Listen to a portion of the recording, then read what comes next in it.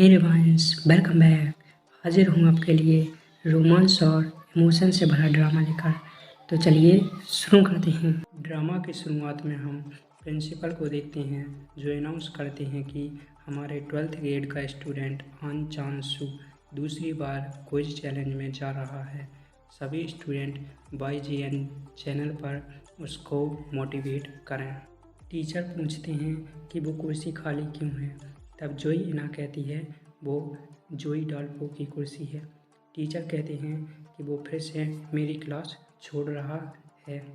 Teacher इसे ignore कर कहते हैं चलो शुरू करते हैं। स्टेज पर आन चांसू का सभी दूसरी बार स्वागत करते हैं। वे आन चांसू से पूछते हैं कि आप अपने अपॉइंटेंट के तौर पर किसे देखना चाहते हैं। आन चांसू कहता है कि मेरा अपॉइंटेंट ऐसा हो जो मुझे कड़ी टक्कर दे सके। इसके बाद अपॉइंटेंट का इंट्रोडक्शन वीडियो चलाया जाता है। इंट्रो वीडियो में कोई और नहीं जोई डाल्पो ही होता है। जोई डाल्पो को देखकर सभी आश्चर्य में रह जाते हैं और सोचते हैं कि जोई डाल्पो वहाँ क्या कर रहा है। जोई डाल्पो का स्टेज पर सभी स्वागत करते हैं और कहते हैं कि क्लास के पहले स्थान और 34वें स्थान के बीच के बच्चे के बीच मुकाबला होने जा रहा है। जोई इना को कोई फर्क नहीं पड़ता। वह कहती है कितना तेज है ये और इसमें घमंड भी है। डाल्पो बताता है कि क्लास में मेरे ग्रेड सबसे घटिया हैं, जिससे सभी क्लासमेट मुझे ऑल जीरो कहकर बुलाते हैं। सबसे घटिया ग्रेड्स, ये बात सुनकर रिपोर्टर्स भी सरप्राइज होते हैं। जोई डाल्पो को अन चांसू को स्टेज पर बुलाने के लिए 5 सवालों के जवाब देने होंगे। डाल्पो से पहला सवाल पूछा जाता है। सवाल होता है कि कुछ व्यक्तियों में ऐसा सिंड्रोम पाया जाता है जिससे वे झूठ बोलते हैं तो उन्हें हिचकी आती है। उस सिंड्रोम का नाम क्या है? पहले ही सवाल में जोई डाल्पो चांस कार्ड यूज करने को कहता है। पहले ही सवाल में चांस कार्ड यूज करने पर सभी स्टूडेंट्स उसका मजाक बनाते हैं। डाल्पो को सवाल का जवाब देने के लिए 30 सेकंड का समय दिया जाता है, जिसमें डाल्पो अन चांसू से कहता है यदि मैं जीता तो तुम्हारे चेहरे पर 10 थप्पड़ मारूंगा और यदि तुम जीत गए तो तुम मार लेना। इस बात को सुनकर सभी को शौक लगता है। डाल्पो लाइव टीवी पर इन्हा से कहता है कि अगर मैं चैलेंज जीता तो इसके आगे डाल्पो क्या कहना चाहता था ये तो हमें अगले एपिसोड में पता चलेगा। डाल्पो को दिया समय समाप्त हो जाता है। डाल्पो को आंसर पहले से ही पता होता है। डाल्पो आंसर देता है पिनोकियो। इस पर डाल्पो से पूछा जाता है कि क्या आप किसी व्यक्ति से मिले हैं जिसे पिनोकियो सिंड्रोम हो? सुना है जिन्हें पिनोकियो सिंड्रोम होता है वे ज़्यादातर कम बोलना ही पसंद करते हैं। डाल्पो कहता है कि मैं जिसे जानता हूँ वह बहुत बोलती है और कड़वा बोलती है, जिससे हम उसे कड़वा करेला बुलाते हैं। सभी क्लासमेट जोई इना का मजाक उड़ाते हुए कहते हैं कि क्या तुम मानती हो कि तुम एक कड़वा करेला हो? जोई इना कहती है नहीं, बिल्कुल नहीं। डाल्पो से दूसरा सवाल पूछा जाता है। दूसरा सवाल कैलकुलेटर होता है, जिसके बाद ड्रामा फ्लैशबैक में चला जाता है। फ्लैशबैक में हम डाल्पो के माँ, पापा और भाई को देखते हैं जो डाल्पो की फर्स्ट कैलकुलेशन से बहुत खुश होते हैं। इसके बाद वे पड़ोसी से मिलने जाते हैं। पड़ोसी भी उनकी फर्स्ट कैलकुलेशन से बहुत खुश होती हैं और डाल्पो की तारीफ करती हैं। इसके बाद डाल्पो के पापा अपने दोस्तों से उनकी बेटे की फर्स्ट कैलकुलेशन की तारीफ करते हुए खुश होते हैं। इसके कुछ समय बाद ही इमरजेंसी अलार्म बजता है और फायर फाइटर्स तैयार हो जाते हैं और मिशन पर निकल जाते हैं। जब वे वहां पहुंचते हैं तो देखते हैं कि फैक्ट्री में आग लगी हुई है और फैक्ट्री से एक आदमी बाहर निकलकर चीफ के पास आता है और बताता है कि सेकंड फ्लोर पर 2 आदमी और फंसे हुए हैं। उन 2 आदमियों को बचाने के लिए चीफ और 9 फायर फाइटर्स बिल्डिंग में जाते हैं। कुछ देर बाद बिल्डिंग में एक तेज़ धमाका होता है जिसमें चीफ और 9 फायर फाइटर्स मारे जाते हैं। धमाके के बाद हम देखते हैं कि वो 2 व्यक्ति जिन्हें चीफ और 9 फायर फाइटर्स बचाने गए थे, पहले ही बिल्डिंग से बाहर निकल गए थे और उन्हीं की वजह से फैक्ट्री में आग लगी थी और 9 फायर फाइटर्स और चीफ की मौत के जिम्मेदार वही व्यक्ति थे। इसके बाद हमें सुबह का सीन दिखाया जाता है, जहां फैक्ट्री के पास कुछ रिपोर्टर्स और 9 फायर फाइटर्स के परिवार वाले और पुलिस होती है। इसके बाद हम ड्रामे की सेकंड लीड सोंग चाओके को देखते हैं, जो मास्क लगाकर न्यूज़ की रिपोर्टिंग करती हुई कहती हैं कि हवा में जहरीली गैस फैल गई है और सांस लेना भी मुश्किल हो गया है, जबकि ऐसा नहीं होता है। इससे पता चलता है कि वो कितनी सेल्फिश हैं और अपने रिपोर्टिंग करियर के लिए कुछ भी कर सकती हैं। इसके बाद हम हॉस्पिटल का सीन देखते हैं, जहां पर 9 फायर फाइटर्स के फैमिली वाले और जोई डाल्पो के परिवार को देखते हैं। वो बहुत दुखी लग रहे। 9 फायर फाइटर्स के परिवार वाले बहुत दुखी होते हैं। तभी एक व्यक्ति बताता है कि आपके पति जिंदा हैं। उन्हें ऐसे व्यक्ति ने देखा है जिन्हें पिनोकियो सिंड्रोम है। इसका मतलब वे झूठ नहीं बोल सकते, आपके पति जिंदा हैं।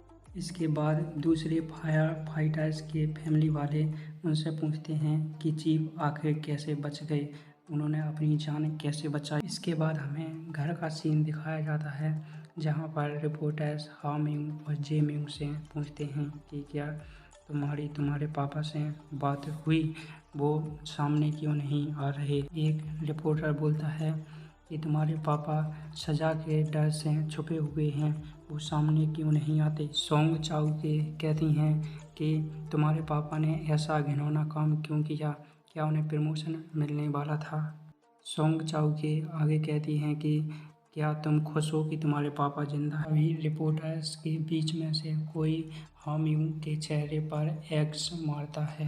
यह सीन सच में ही बहुत ही इमोशनल करने वाला था। सोंग चाओके हामियों और जेमियों की फोटो को टारगेट करते हुए कहती हैं कि हेडलाइन छापो कि इनके पिता 9 फायर फाइटर्स को मरवाकर भाग गए। तब दूसरा रिपोर्टर कहता है कि ये गलत नहीं होगा, ये अभी बच्चे हैं। सोंग चाओके कहती हैं कि फायर फाइटर्स की मौत का इल्ज़ाम किसी पर तो लगाना होगा और ये इल्ज़ाम हम हामियों पर लगाएंगे। इससे पता चलता है कि वो कितनी सेल्फिश हैं। हम घर के अंदर का सीन देखते हैं, जिसमें पुलिस डाल्पो की माँ से पूछती है कि उनके पास ग्रे पैंट व ब्लू शर्ट है। तब डाल्पो की माँ कहती है हाँ, उनके पास ग्रे पैंट और ब्लू शर्ट है। डाल्पो अपने भाई से कहता है कि माँ को बाजार में किसी ने सामान नहीं दिया, माँ बहुत रो रही थी। बाद हम सुबह का समय देखते हैं, जहाँ पर हामियों अपनी माँ से कहता है कि जेमियों ने मुझसे झूठ बोला। तब माँ कहती है कि जेमियों झूठ नहीं बोल सकता। जेमियों कहता है कि पापा घर क्यों नहीं आ रहे, वो भाग गए क्योंकि उन्हें प्रॉमिस याद नहीं। माँ कहती है म्यूं, वो दोस्त के घर गए हैं, जल्दी आ जाएंगे और सब ठीक कर देंगे। जेमियों कहता है मॉम, तुम रो रही हो। इसके बाद हम फायरवर्क्स का सीन देखते हैं। फायरवर्क्स देखकर जेमियों बहुत खुश होता है। हम रात के समय जेमियों और उसकी माँ को अकेले देखते हैं। मॉम जेमियों से कहती हैं कि चलो तुम्हारे पापा से मिलने चलते हैं। कुछ समय बाद हम देखते हैं कि वहाँ पर एक जूता और एक लेटर रखा हुआ है। इससे पता चलता है कि हामियों और मॉम ने नदी में छलांग लगा दी। इसके बाद हम सुबह का समय देखते हैं, जहाँ पर रिपोर्टर्स और पुलिस हैं। कुछ समय बाद जेमियों भी वहाँ आ जाता है। वह लेटर को पढ़कर सोंग चाओके को गुस्से में देखता है। इसके बाद हमें 3 साल बाद का समय दिखाया जाता है। हम मेन लीड जोई इना को देखते हैं, जो अपने पापा से बात करती हुई कहती है कि डिवोर्स के बाद मुझे मॉम के साथ जाना चाहिए था, जिससे उसके पापा बहुत गुस्सा हो जाते हैं। नेक्स्ट सीन में हम जोई इना के दादू को देखते हैं, वो बहुत खुश लग रहे हैं। इन्हा पापा से कहती है कि मुझे नहीं लगता कि इन्हें डायमेंशिया है, वो ठीक लग रहे हैं। नेक्स्ट सीन में हम सेकंड मेन लीड जोई डाल्पो को देखते हैं। डाल्पो उनका स्वागत करता है अपने छोटे भाई और भांजी का। नेक्स्ट सीन में हम देखते हैं कि दादू गिर जाते हैं और बेहोश हो जाते हैं, जिन्हें देखकर इन्हा दुखी होती है। जोई डाल्पो बताता है कि दादू को डायमेंशिया नहीं है। उनके डॉक्टर ने कहा जब वे अपने बेटे को याद करते हैं तो बेहोश हो जाते हैं। सीन में हम जोई डाल्पो को रात के समय कुछ पकाते हुए देखते हैं, जिसके बाद ड्रामा फ्लैशबैक में चला जाता है। फ्लैशबैक में हम डाल्पो की माँ को और डाल्पो को देखते हैं। अपनी माँ को याद कर डाल्पो की आंखों में आंसू आ जाते हैं। कुछ देर बाद जोई इना भी वहाँ आ जाती है और डाल्पो से कहती है कि मैं दादू के आसपास तुम्हें अपना अंकल बुलाऊंगी। इसके बाद हमें सुबह का समय दिखाया जाता है, जहाँ पर डाल्पो टीवी को ठीक कर रहा होता है और वह छत पर चढ़कर टीवी को ठीक कर देता है। नेक्स्ट सीन में हम देखते हैं कि इना मैसेज से अपनी मॉम से बात कर रही होती है। डाल्पो इना को बताता है कि मैंने टीवी ठीक कर दिया है, इससे इना बहुत खुश होती है। नेक्स्ट सीन में हम डाल्पो और जोई इना को टीवी के पास देखते हैं। टीवी ठीक होने पर इना बहुत खुश होती है।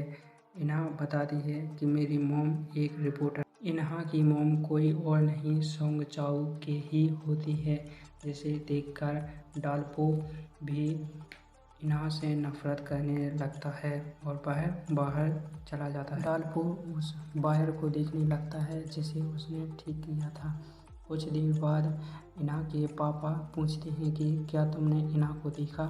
तब डाल्पो कहता है कि वो अंदर अपनी मॉम को देख रही है और उसने मॉम से बात करने के लिए मोबाइल चुराया। इससे इन्हा के पापा बहुत गुस्सा होते हैं और अंदर जाकर टीवी तोड़ने लगते हैं, जिससे इन्हा रोने लगती है और इन्हा बाहर आकर डाल्पो से हेल्प मांगती है, पर डाल्पो उसे गिरा देता है और कहता है मैं ऐसा क्यों कर। इसके बाद हमें 10 साल बाद का समय दिखाया जाता है।